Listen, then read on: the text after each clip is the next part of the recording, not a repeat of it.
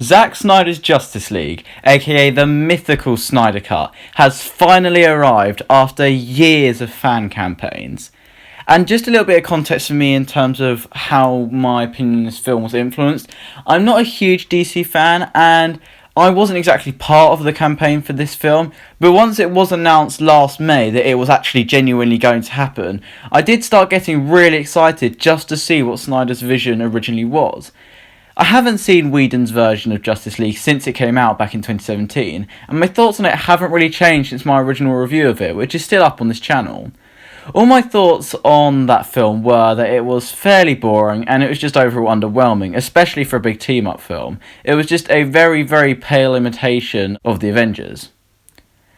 However, I am a big fan of Zack Snyder, as I love his directorial style for films like 300. And whilst I don't hate Man of Steel or BVS, they're not amazing, but Zack Snyder has always had tons of ideas and a real flair for big budget filmmaking. Here is Snyder who makes all the difference, and what a difference he makes here. Whilst the film isn't perfect, it is incredible just how much of an improvement this is. Whilst it is largely the same film in terms of plot, the key difference is that this cut has time to stop for its characters, which makes them so much more rewarding by the third act.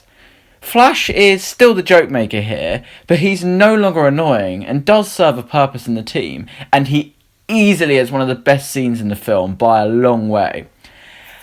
Cyborg's development, though, is just revolutionary to the film. He is the deepest character here and has multiple scenes that actually made me care about him, and the other team members also have multiple scenes which actually made me care about them. But it really is Cyborg who gets the most development and is easily the standout aspect of the film.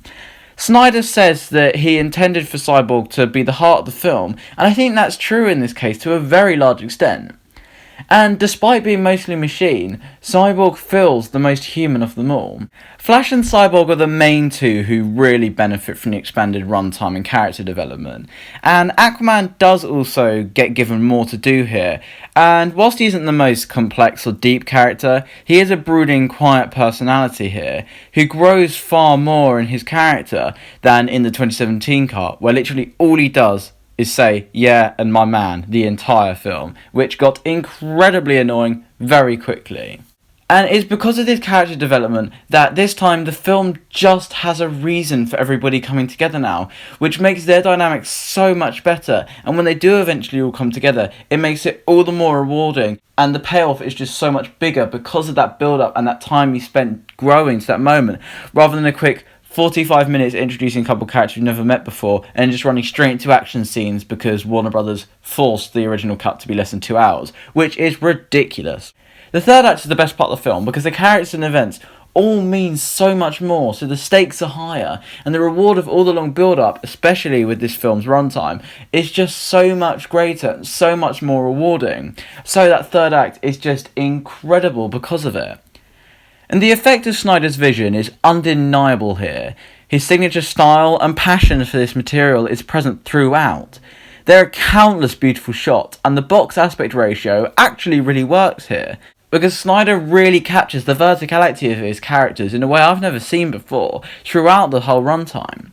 The film is just quite simply beautiful cinematography-wise, and if there's ever an IMAX release of the film, I will rush to it, because you can really tell how Snyder designed so many of the shots for that huge format. Now on to what everybody's thinking. The film is undeniably long, but for a 4-hour film, it is paced really well. The film being split into 7 parts does definitely help, and it does feel like the pace gradually increases as the film goes on, especially after the first hour. And to be honest, overall it feels more like 3 instead of 4, and whilst 3 hours isn't short, that supposed 3 hours goes very quickly.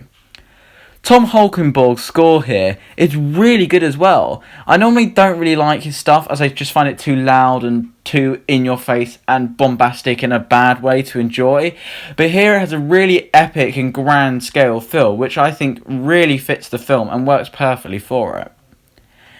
It does feel as though Bruce is a bit underserved here, however, as he only really has the role of bringing everyone together and forming the League in the first part of the film. It feels like he was actually more prominent in the original cut, which is one of the few places I felt where this one doesn't actually expand on the original version. But in the original cut, that was at the expense of everyone else who needed introductions but didn't really get them because of that really restricted runtime. Superman does feel like he's also less prominent here, but he is dead for most of the film, and already has his character established in previous films, so that wasn't too much of an issue really for me.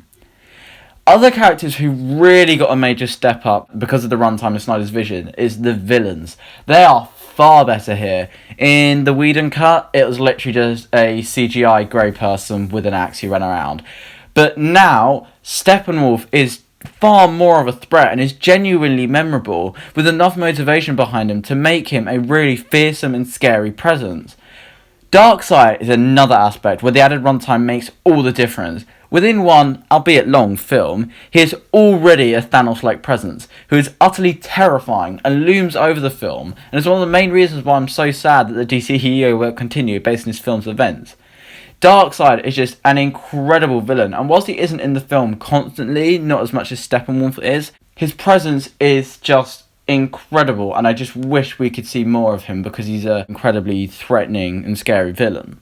It's because of the villains, and specifically Darkseid, that I couldn't now be more on board with #RestoreTheSnyderverse now, as Snyder's vision for an overarching story feels so ambitious and grand scale, in a way that the DCEU has desperately tried to be since it began. The plot generally feels far more coherent here, and we're given a lot more context behind lots of events. So for example, the mother boxes are far better explained and feel more like their own threatening thing, rather than the Infinity Stone-esque MacGuffins that they were in the original cut. And there's a lot of context behind other events which really help add to the grand scale sprawling feel of the film. It was because of that shorter runtime that was forced on the original cut. It wasn't able to give this context, so the plot just felt very incoherent and messy. They just jumped from one action scene in one location to another action scene in another location. But here, every action scene and every scene feels important because it's context and adds to the overall large-scale picture and epicness of the film. The action scenes are great throughout, although there isn't overuse of slow-mo in the earlier ones. They have enough energy and brutality, as well as creativity in terms of the way the team works together or uses their own moves, that makes them feel all the more vivid and exciting, especially in the third act, where before it was just an orangey, nothingy mess in the Whedon cut. It just became a blur of stuff, as well as an eyesore. Overall though, I really can't emphasise enough just how much of an improvement this is over the theatrical cut. The scope and scale of it is incredible, and the long campaign has been absolutely worth it, despite the fact that the film isn't necessarily perfect.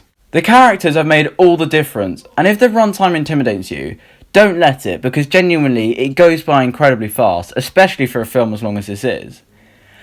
The Snyder Cut is the sprawling superhero epic we all hoped it would be after so many years. I'm so glad to be finally able to witness Snyder's true vision for the DCEU. So I'm going to give Zack Snyder's Justice League an 8.5 out of 10. That was my review of Zack Snyder's Justice League, guys, aka the Snyder Cut. I implore you to go see it, especially if you saw the original cut and didn't like it, as I promise you, you will not regret spending your time on this. Thanks for watching, and I hope you enjoyed the video. Goodbye.